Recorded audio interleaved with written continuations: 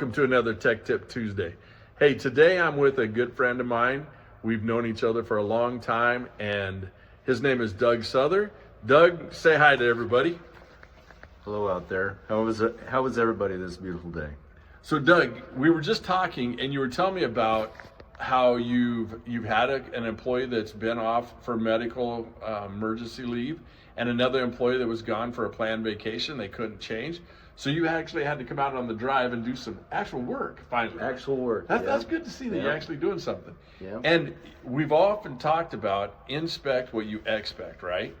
And so now you've found something as you're coming back and doing some dispatching that you thought a process was in place and working, but maybe not as well as you'd like. Tell us a little bit about that. So the amazing thing is I have a wonderful group of individuals that work for me at this commercial fleet center.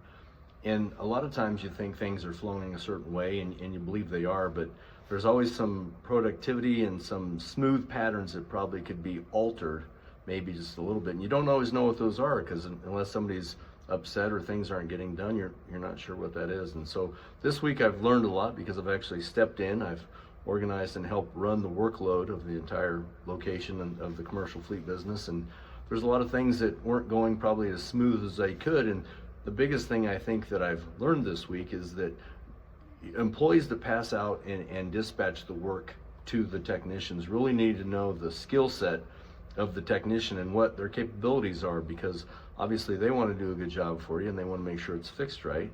But if you try to test somebody to give them something else and there's an urgency factor behind that, it's hard to make sure that the right person is getting the right job.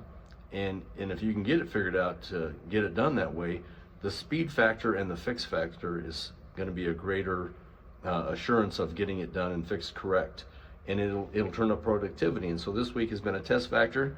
I think I found a few little things we probably need to tweak just a little bit on, trying to make sure that everybody's a little bit smoother flowing, which results to customers getting their vehicles back faster and the shop feeling more, maybe like they're really benefiting more by really doing what they like the most, which makes them more productive.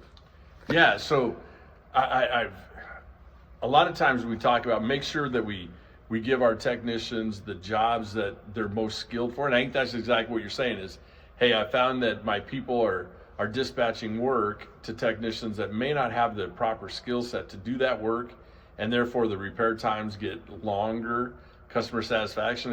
If it's going to take you longer to get that commercial fleet vehicle in and out of your shop, obviously satisfaction is going to go down. Right. So everybody's looking for a fast fix and fix correctly.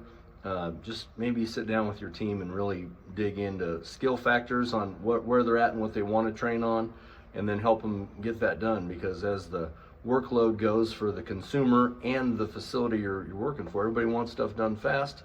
It just works best maybe if you get involved a little bit on seeing what's really the roadblocks on things that are slowing it down, from technicians, parts, communication with the customer, because poor communication kills. And so if you can get the flow of that sorted out to where everything is communicated well and you're giving the work to the right individual, things can flow a little bit smoother. You bet.